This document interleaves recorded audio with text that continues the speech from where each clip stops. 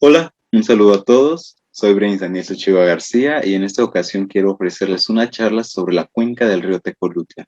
En estos minutos eh, voy a hacer referencia a los aspectos que considero importantes, ya que es un río importante en el Totonacapan, también en los municipios donde pasa, Estinal, Papantla, Gutiérrez Zamora y Tecolutla.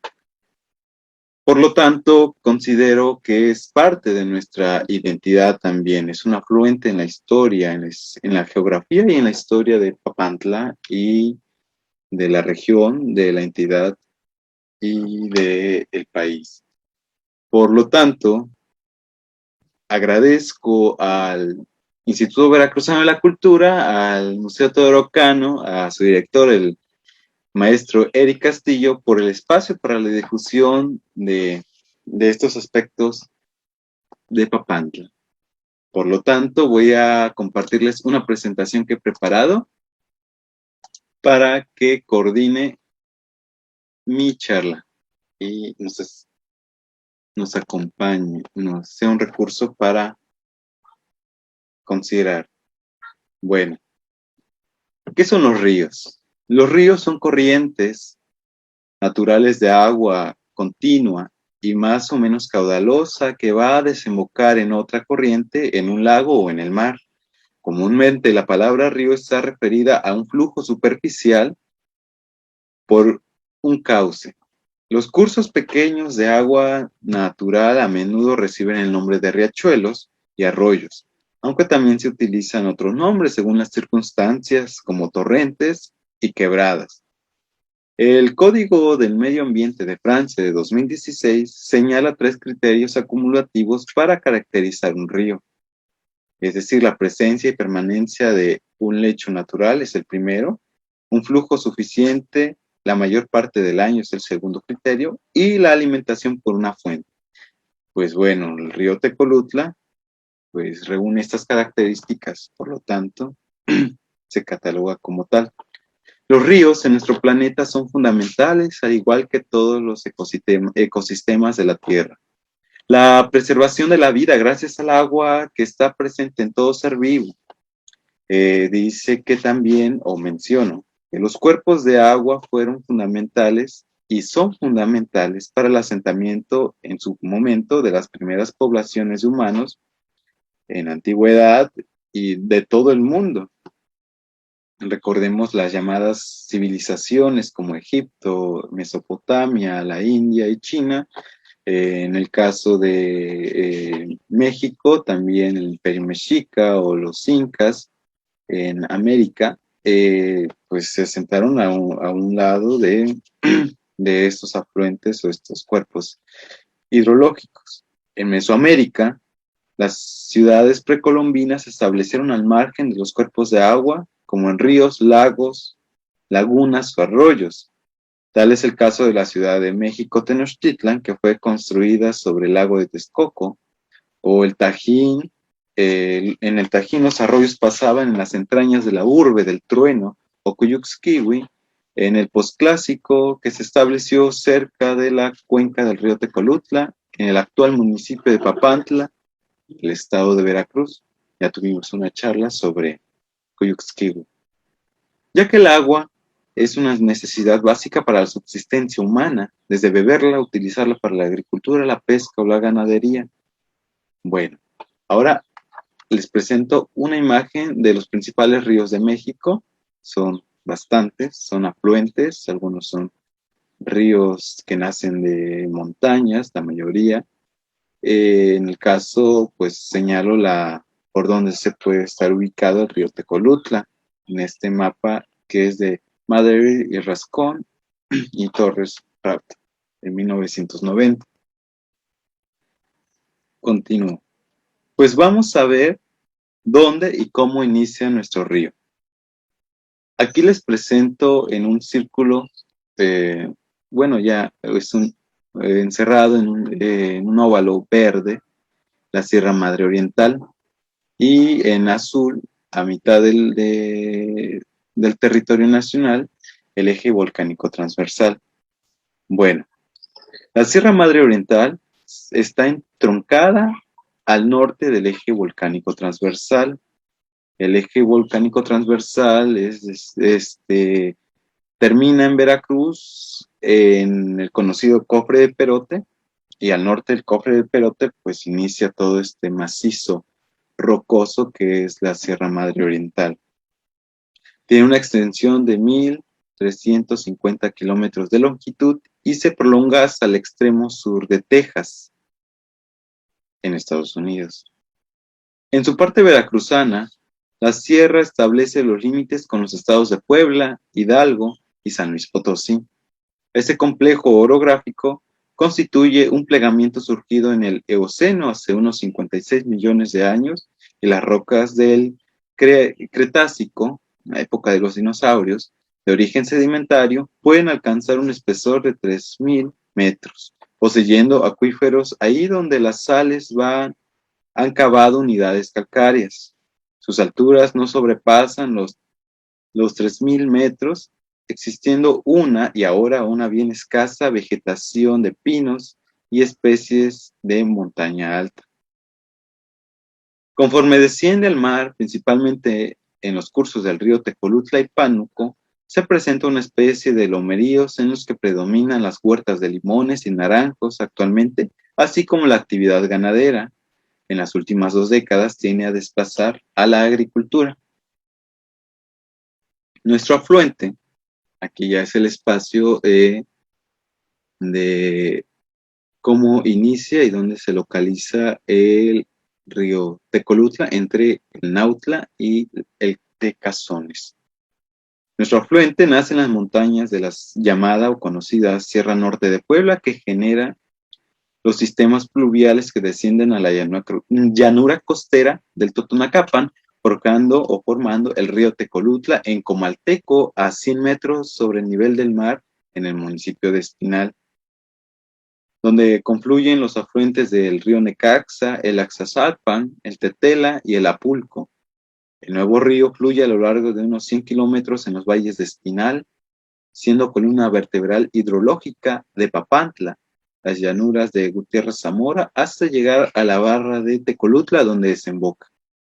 Ahí está en un círculo tenue, rojo, la zona donde confluyen los ríos que bajan de la sierra para formar el río, hoy conocido río Tecolutla, antes llamado de San Pedro y San Pablo. No recuerdo bien o no está bien la fecha de cuando se empezó a llamar río Tecolutla oficialmente. También está los principales afluentes en el descenso de la llanura costera del Totonacapan, que son el río Joloapan.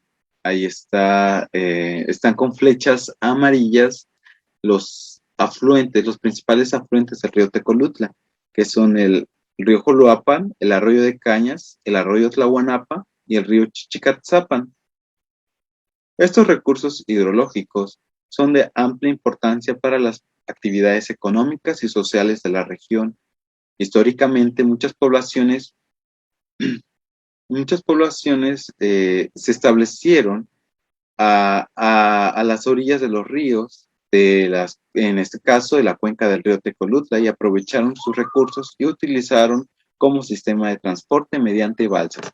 Si bien no hay tantos edificios arqueológicos como en el caso de Tajín o Coyuxquihui, sí hay material arqueológico en toda la zona, en toda la región, que explica la presencia de poblaciones, de casas, de familia, y por lo tanto fue un lugar muy habitado. Así, el llamado río Tecolutla, que proviene del náhuatl, que significa lugar de tecolotes, y esto lo pudieron haber bautizado también los mexicas a finales del siglo XV, con la invasión y con la dominación de los pueblos totonacas establecidos en esta región, y pues denominaron varios lugares con palabras en náhuatl. Bueno, el río Tecolutla es elemento geográfico e histórico e importante para el desarrollo de la vida debido a que los sistemas hidrológicos junto con el suelo, las condiciones climáticas y el trabajo humano garantizan la subsistencia de generaciones. Entre sus características principales tienen el clima templado húmedo con abundantes lluvias en verano y todo el año en la parte alta de la cuenca. Es cálido húmedo y subhúmedo con abundantes lluvias en verano y todo el año en la cuenca baja y una temperatura media anual de entre los 14 y 26 grados centígrados. Las precipitaciones anuales son de 1.200 hasta de 4.000 milímetros y con una evaporación de 1.064 a 1.420 milímetros. Los tipos de vegetación es de bosques de pino-encino y bosque mesófilo, perdón, en, en la llamada montaña alta o en la cuenca alta, es decir, en la zona de la sierra todavía. En la selva mediana es su perennifolia. También tiene sabana, manglar, vegetación halófila y palmar en la cuenca baja. Les presento una imagen que tomé en 2019 en, en el llamado llano desde el ejido Cuyuxquiwi, y esto es parte de la vegetación de la cuenca baja. La alta diversidad de hábitats terrestres y acuáticos con diferentes grados de degradación a lo largo de la cuenca permiten la pesca, la actividad turística, la agricultura de temporal y cultivos de vainilla, café, pimienta y cítricos, además de la cacería.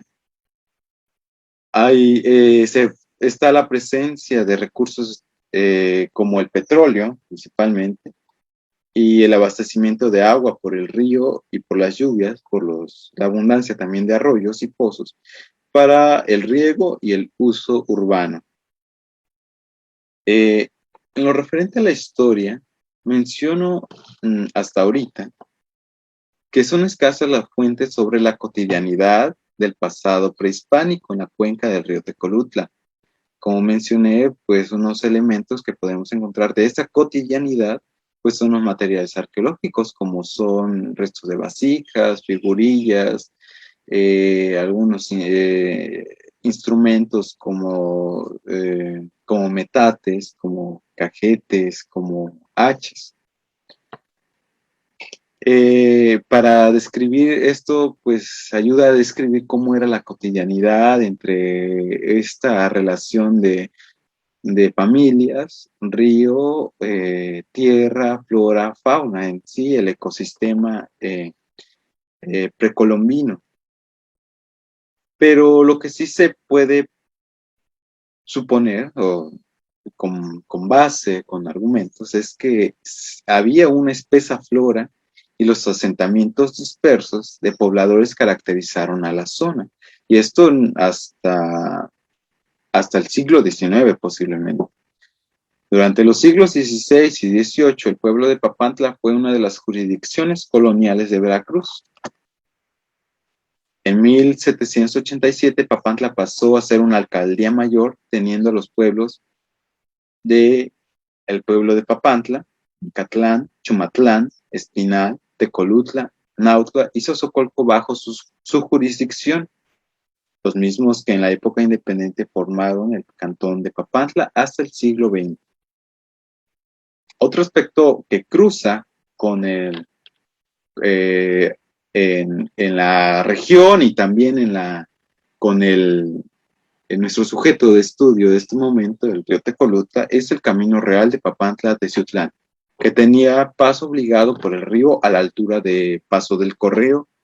Durante la segunda mitad del siglo XIX, con el despegue económico de las llanuras costeras del Totonacapan, en Papantla por la vainilla, el río Tecolutla fue medio para transportar en balsa los productos y llevarlos al puerto en La Barra o cruzarlos de la Hacienda del Carmen, donde está actualmente Agua Dulce, y cruzarlas al lado de Paso del Correo, que ya era región de, hasta el siglo XIX, de la llamada Hacienda San Miguel del Rincón o Coloapan. Ahí se ve en rojo, tengo trazado la ruta del llamado Camino Real. Recordemos que cruza a la altura de Paso del Correo y válgase la expresión, el nombre de esta comunidad evoca a que era paso del correo o el cruce del correo desde el periodo colonial y los primeros años del México independiente. Ya al último tercio del siglo XIX, hacia 1870, fue también esta ruta del telégrafo, y a finales del siglo XIX el teléfono, el cable del teléfono pues era la ruta que no llegaba hasta Papantla, sino que continuaba hasta Tuxpan y hasta Tampico. Eh, Como también sabemos, los ríos marcaron los límites naturales de territorios políticos. En el caso del cantón de Papantla, fueron los ríos Cazón al norte y el arroyo Solteros al sur quienes demarcaron hasta el conocido cantón de Papantla, hasta la abolición de los cantones con la ley del municipio libre en 1917, con la Constitución. Y en medio quedó otra vez el río Tecolutla, lo que era el cantón, y ya pasó como municipio pues a formar parte de Espinal, de Papantla, de Gutiérrez Zamora y de Tecolutla. Hasta el siglo XX, con la apertura de la carretera de Martínez de la Torre a Poza Rica, en 1940, se iniciaron las construcciones del puente que soportan automóviles. Es así como en 1960 se construye el puente El Remolino y después el puente de Barriles. Esto se da a partir de un trasfondo económico. Lo que fue la expropiación petrolera de 1938, pues tuvo la apertura de Pemex hacia 1940, que inició sus exploraciones en Papantla, Poza Rica. Recordemos que en 1952 es cuando Poza Rica se forma como municipio.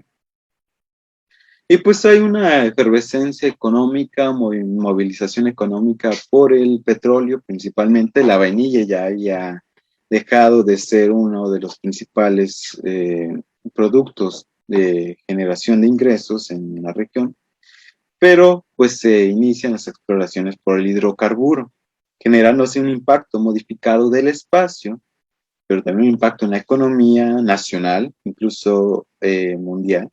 Y el flujo social se presenta porque las personas de las comunidades, al haber una carretera y pasar el servicio urbano, pues ya tienen mayor movilidad, se abre otro camino y es dejado de alguna manera el camino de arrieros, que era el camino real, ya el camino de carreteras, y pues un mayor flujo de sacar sus productos. Pero también se presenta la contaminación de todo este ecosistema, que es lo que nos perdura hasta la fecha. Otro aspecto importante, interesante, que hay que rescatar es el impacto que ha tenido las inundaciones en este espacio, como en varios espacios donde hay ríos, donde se salen de su cauce, y pues las poblaciones más cercanas son afectadas, pero también lo que tiene la zona de Papantla, pues es que se presentan muchos lomeríos, muchos cerritos, y pues cuando hay inundaciones, pues se deslavan, eh, pueden tapar casas, familias, como la última gran inundación que fue en 1999. Ha habido otras posteriores, pero con menos impacto que esto, que no solo fue el río Tecolutla, sino que todo el norte de Veracruz. Por lo tanto, se le tiene respeto. Recordemos que desde las sociedades prehispánicas, los pueblos originarios pues tienen respeto a estos recursos naturales, los que brinda la naturaleza, desde el suelo, desde las plantas, desde el monte, desde las montañas, desde los ríos. Por lo tanto, tenerle respeto a esto es cuidarlo también y para cuidarlo también hay que empezar a primero a saber, a buscar, a explicar cuáles son los aspectos importantes o cuál es la importancia de nuestros recursos naturales. Y este es un aporte que pretendo sea fructífero en diferentes aspectos. Y con esto cierro, hacer conciencia y de nuestros recursos naturales. Y con ello, pues cuidarlos, pero también informarnos de qué se trata, ¿no? De qué son y qué hacen. Agradezco su atención, les presento aquí también mis referencias. Es una brevísima charla, pero espero que en un momento, en un futuro, eh, se ahonde más o genere al menos la intención para ahondar más sobre aspectos importantes en nuestros municipios de Totonacapan y en sí del planeta. Muchas gracias, me despido, soy Daniel Sochiwa, hasta luego.